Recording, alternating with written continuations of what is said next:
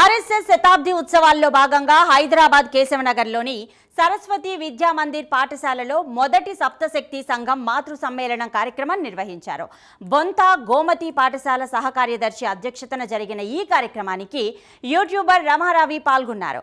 అనంతరం కుటుంబ ప్రబోధన్, పర్యావరణం గురించి మాతృమూర్తులకు మార్గనిర్దేశం చేశారు. సరస్వతి విద్యాపీఠం ఆధ్వర్యంలో నడుస్తున్నాయి. తెలంగాణలో మొత్తం మనకి 179 పాఠశాలలు ఉన్నాయి. మనము ఇప్పుడు కూర్చున్న ఈ సరస్వతి విద్యా మందిర్ కేశవనగర్ పాఠశాల 1973లో ప్రారంభమైంది ప్రతాప్ నగర్లో. తర్వాత ఈ ప్రాంగణంలోకి మార్చబడింది. రీసెంట్గా మనం 50 ఇయర్స్ అంటే స్వర్ణోత్సవాలు జరుపుకున్నాము. మీరందరూ కూడా వచ్చి ఉన్నారు. ఇప్పుడు వజ్రోత్సవాల దిశగా అడుగులు వేస్తున్నాయి. మన పాఠశాల ప్రారంభించి 50 సంవత్సరాలు. అప్పటి వరకు మనలో సగం మంది మీ పుట్టిలేము. మనకన్నా సీనియర్ అంత పురాతనమైన పాఠశాల. ఇప్పుడు మనం గల్లీ గల్లీకి పాఠశాలలు చూస్తున్నాము. 2, 3, 5 సంవత్సరాలు 10 సంవత్సరాలు అంత కాలము మనది ఎంతో ఉన్న పాఠశాల అన్నమాట. ఈ పాఠశాల నుండి ఇప్పటి వరకు 42 10th బ్యాచెస్ బయటికి వచ్చాయి. కొన్ని వేల మంది పిల్లలు విద్యను అభ్యసించి బయటికి వెళ్ళారు. వారు సమాజంలో డాక్టర్లుగా, ఇంజనీర్లుగా, IAS IPS ఆఫీసర్లుగా, ఉపాధ్యాయులుగా చాలా రంగాల్లో స్థిరపడ్డారు. స్థిరపడి సమాజానికి సేవ కూడా చేస్తున్నారు. సినీ రాజకీయ రంగాల్లో కూడా ఉన్నారు ఈ పాఠశాల నుండి వెళ్ళిన విద్యార్థులు. రీసెంట్గా మన సైరా డైరెక్టర్ నరసింహారెడ్డి వారిని కలిసినప్పుడు వారు జమ్మికుంట శిశు మందిర్ పూర్వ విద్యార్థి. మేము శిశు మందిర్లో నేర్చుకున్న రామాయణ, భారత, భాగవత శ్లోకాలు వాటితో మేము పొందిన సంస్కారంతో ఏ ఫీల్డ్లో ఉన్నా కూడా మేము రాణించగలుగుతున్నాము. సినీ ఫీల్డ్లో రాణించడం అంత ఈజీ కాదు. ఈవెన్ రాజకీయ రంగాల్లో కూడా ఇప్పుడు ఎంతోమంది కేంద్ర మంత్రులుగా సేవలు అందిస్తున్నారు మన విద్యార్థులు, ఇక్కడి నుండి వెళ్ళిన వాళ్ళు. నేను కూడా ఈ పాఠశాల పూర్వ విద్యార్థిని కావడము నా యొక్క అదృష్టంగా భావిస్తాను. మన పాఠశాలలోని విద్యార్థులు దేశభక్తి, హిందుత్వ నిష్ఠ, సమాజం పట్ల బాధ్యతాయుతమైన స్పృహని కలిగి ఉండి, కుటుంబము, ఆధ్యాత్మిక చింతన ఇలాంటి ఎన్నో విషయాల్లో అవగాహన కలిగి ఉండి, ప్రస్తుతం సమాజంలో విపరీతమైన ధోరణులు ఎన్నో ఉన్నాయి. వాటి బారిన పడకుండా ఎన్నో క్లిష్టమైన పరిస్థితులను ఎదుర్కొంటూ కూడా ఇప్పుడు ఎలా ఉందంటే గంజాయి వనంలో కూడా తులసి మొక్కలాగా ఉంటున్నారు మన ఈ పాఠశాల విద్యార్థులు. భారతదేశం మొత్తంలో ఉన్నాయి మన ఈ పాఠశాలలు.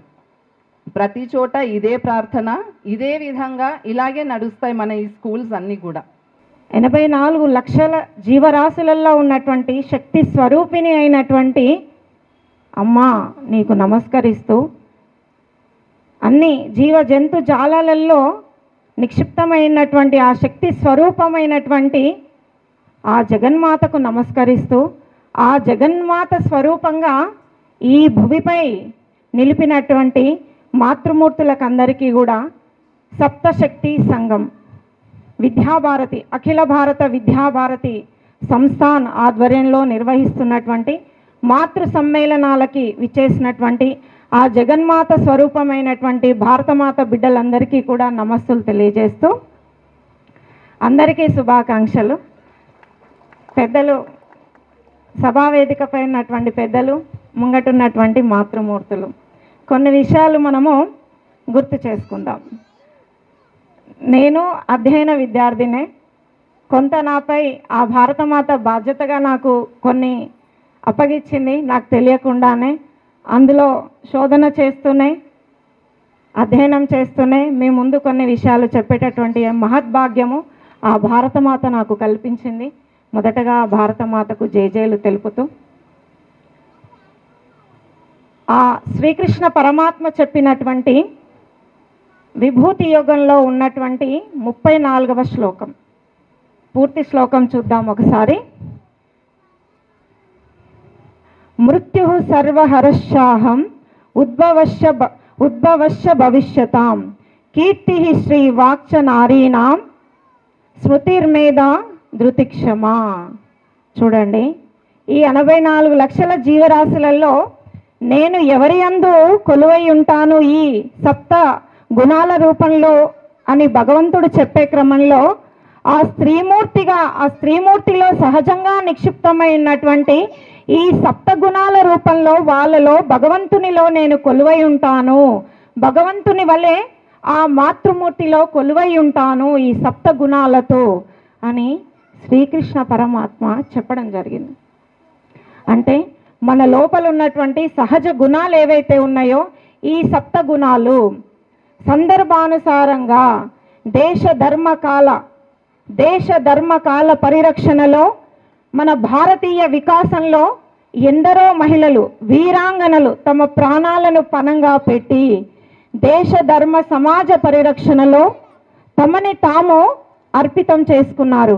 కాబట్టే నేటికి కూడా వాళ్ళని మనము గుర్తు చేసుకుంటున్నాం, స్మరించుకుంటున్నాం.